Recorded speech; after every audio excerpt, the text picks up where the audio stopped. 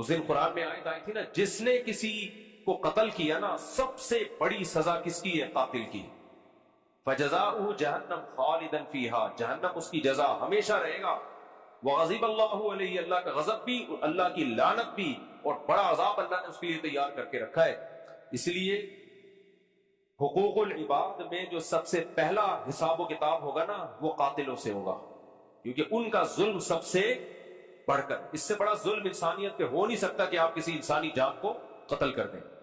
آگے ولا تقتلوا النفس التي حرم اللہ، کسی انسانی جان کا قتل مت کرو. بات پہ آج بندہ مارنا کوئی مسئلہ رہا نہیں ہے. اللہ کہتے ہیں ذالکم وصاکم بھی، اس کی اللہ تمہیں وصیت کرتا ہے. انسانی جان، اس میں اللہ نے مومن کا لفظ بھی نہیں کہا، کوئی بھی انسانی جان، چاہے مومن ہو چاہے کافر ہو. آج بات پہ بندے اڑا دیتے ہیں. آپ دیکھو کتنے مبارک شخصیت تھے مولانا سمیع الحق صاحب کے جو بیٹے تھے، میری چند مہینے پہلے ان سے گپ شپ ہوئی، دوستی ہوئی، اتنا انہوں نے اسلام آباد ملاقات میں اکرام کیا، اتنے پولائٹ آدمی، مجھے بار بار دعوت دے رہے، آپ پکوڑا کھٹکائیں ہمارے مدرسے کا وزٹ. مجھے اتنی ایک اچھا لگا، انہوں نے رسپیکٹ دی. جب اطلاع ملی کہ دھماکہ ہوا اور شہید ہو گئے، کوئی بات ہی نہیں ہے. کس قدر انسانی خون کو سستا کر دیا ہے ان لوگوں نے. تو اللہ کہہ رہے وَلَا تَقْتُلُوا النَّفْسَ الَّتِي حَرَّمَ اللَّهُ، کسی انسانی جان کو قتل مت کرو. ان کا کیا قصور تھا بھائی؟ ان کی آپ سے کیا دشمنی تھی یار؟ مسجدوں میں گھس کے نمازیوں کو اڑا دیتے ہیں بات پہ. اس دن قرآن میں آیت آئی تھی نا، جس نے کسی کو قتل کیا نا، سب سے بڑی سزا کس کی ہے؟ قاتل کی. فجزاؤہ جہنم خالدا فیہا، جہنم اس کی جزا ہمیشہ رہے گا. وغضب اللہ علیہ، اللہ کا غضب بھی، اللہ کی لعنت بھی، اور بڑا عذاب اللہ نے اس کے لیے تیار کر کے رکھا ہے. اس لیے حقوق العباد میں جو سب سے پہلا حساب و کتاب ہوگا نا، وہ قاتلوں سے ہوگا، کیونکہ ان کا ظلم سب سے بڑھ کر، اس سے بڑا ظلم انسانیت پہ ہو نہیں سکتا کہ آپ کسی انسانی جان کو قتل کر دیں. تو بات پہ فتوے بھی لگا دیتے ہیں، فلاں گستاخ، فلاں نے توہین کی، اڑا دو، پھوڑ دو، مار دو.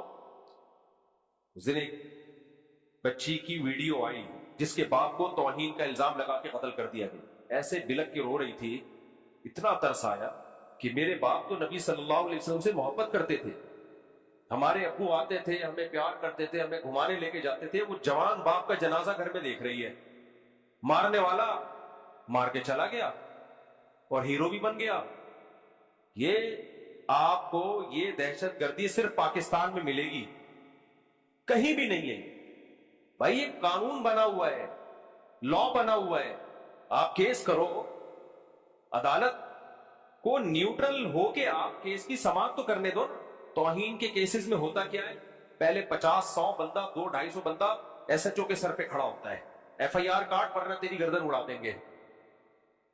تو وہ جو ایف آئی آر کاٹے گا وہ عدل پر مبنی ہوگی ہے بھائی. پھر اگر وہ ایف آئی آر نہیں کاٹتا، اس کو اپنی جان کا خطرہ، کاٹ دیتا ہے تو کیس چلتا ہے کورٹ میں.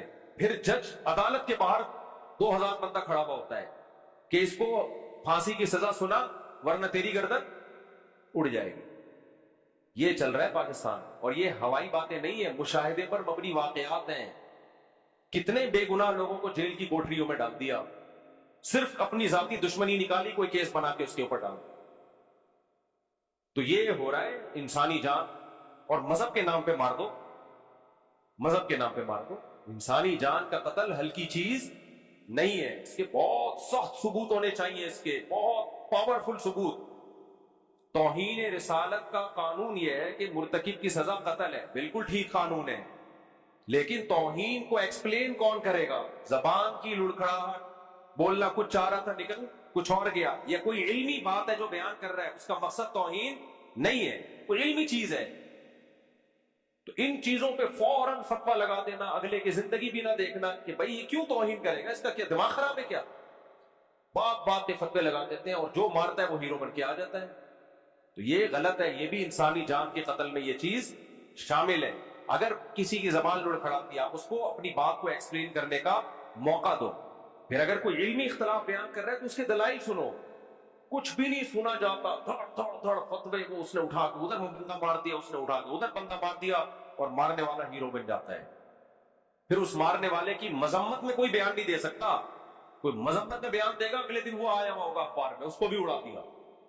سرگودا میں کیا ہوا ہے، وہ ایک مقدس اوراق کا ایک ادارہ ہے، تو وہ کیا کرتے ہیں، سب سے مقدس اوراق جہاں بھی اللہ رسول کا نام کسی کاغذ پہ لکھا ہو لے کے نا جمع کرتے ہیں، کہیں دور لے جا کے دفن کر دیتے ہیں۔ میں نے ان سے کہا یار تم اتنی ٹینشن اٹھا رہے ہو تو یہاں گڑھا کھود کے ان مقدس اوراق کو جلا دیا کرو تاکہ لوگوں کے پاؤں میں نہ آئے۔ فقہاء نے بیان کیا بھائی مقدس اوراق جو ہے، جو قرآن ہے وہ بوسیدہ ہو جائے تو جلا دیا جائے تاکہ اس کے نقوش مٹ جائیں۔ کہتے ہیں کیا بات کر رہے ہو، ہم نے یہاں ایک دن ایسا کیا کہ ہم نے ایسے جلایا، وہ تھوڑی سی آگ نکلی، کہیں اڑوس پڑوس میں خبر پہنچ گئی کہ یہ قرآن کو جلایا ہے۔ اس وقت میڈیا بہت فاسٹ نہیں تھا۔ اب یہ جو جلا رہے تھے یہ توہین کی نیت سے نہیں بلکہ توہین سے بچانے کے لیے کہ پاؤں میں نہ آئے۔ کہہ رہے فوراً تھانے میں گیا، مارکلی تو جان چھڑانا مشکل ہو گیا، پتہ نہیں کس طریقے سے جان چھڑی ہے۔ میں نے کہا شکر کرو میڈیا اس وقت اتنا فاسٹ، 20-25 سال پرانی بات ہے، ورنہ ایک ویڈیو فیس بک یوٹیوب پہ آنی تھی تمہاری بوٹیاں نوچ کے لوگ کووں کو کھلاتے ہیں۔ حالانکہ وہ بیچارہ کر کیا رہا ہے، مقدس اوراق کی حفاظت۔ تو جو مقدس اوراق کی، مقدس شخصیات کی حفاظت کرنے والے، ساری زندگی ان کی تعظیم پہ بیان کرنے والے، انہی پہ فتوے کس کے لگ جاتے ہیں؟ توہین کے۔ تو انسانی جان کا قتل ہلکی چیز نہیں ہے، اس کو ایسا نہیں ہے کہ جو اڑا دو اس سے کوئی جنت نہیں ملے گی۔ اس بچی پہ مجھے اتنا ترس آیا جس کے باپ کو مار دیا، یار کیسے بلک بلک کے رو رہی ہو۔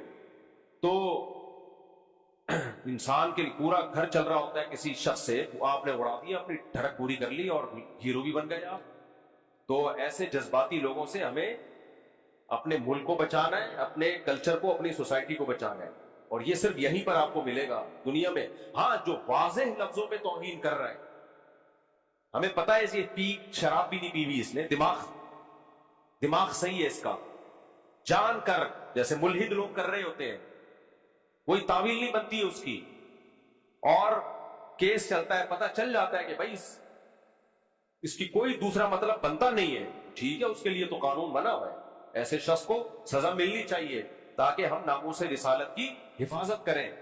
نبی صلی اللہ علیہ وسلم کی ذات اتنی ہلکی نہیں ہے کہ ہم لوگوں کو اجازت دیتے جو منہ میں آئے اٹھائے اور جو آپ بکواس کرتا پھرے۔ تو میری اس تقریر کا یہ مطلب نہیں ہے کہ ہم اس کی کھلی چھوٹ دے رہے ہیں، میری تقریر کا مطلب یہ ہے کہ اس قانون کا غلط استعمال، اس پہ پابندی ہونی چاہیے۔ تو باقی قانون بذات خود ٹھیک ہے، توہین رسالت کی ہم کسی کو پرمیشن نہیں دیں گے، لیکن اس توہین کا فیصلہ کون کرے گا؟ عدالت، اور عدالت بھی دباؤ میں آ کے نہیں کرے گی، دونوں طرف کے دلائل سن کے وہ انصاف والا تجزیہ کرے گی، ورنہ عدالت پہ بھی دباؤ ہوتا ہے کہ تو نے اس کو سزا نہیں دی تو تیری گردن اڑے گی۔ یہ ہوا ہے، مجھے خود وکیل نے بتایا کہ میں نے 2 بے گناہ لوگوں کو اندر جیل میں کیا ہے، عمر قید کی سزا سنائی ہے، جبکہ مجھے پتا تھا کہ یہ مجرم نہیں ہے۔ کہہ رہے ان کو میں جیل میں نہیں بھیجتا تو میری لاش ملتی، اتنا دباؤ تھا میرے اوپر، مجھے جان سے مار دیتے تو میں مجبور تھا کہ یار اپنے آپ کو بچاؤں، غلط کیا لیکن کہتا میں کیا کرتا، باہر عدالت کے باہر بندہ کھڑا ہوتا اتنا 1000-2000، اور میں حکومت کی طرف سے وکیل تھا، میں اس کو چھڑوا دیتا تو میں گیا کام سے، اور جج کو بھی یہی خطرہ تھا تو جج نے بھی اس کو عمر قید کی سزا سنا دی۔ یہ بہت ہے، ایک نہیں ہے، جیلوں میں بھرے ہوئے ایسے لوگ، اکثر علماء گئے ہوئے ہیں اندر جو بیچارے 8 سال درس نظامی پڑھا انہوں نے، قال اللہ قال رسول پڑھا، اور انہی پہ الزام لگا اور جیل میں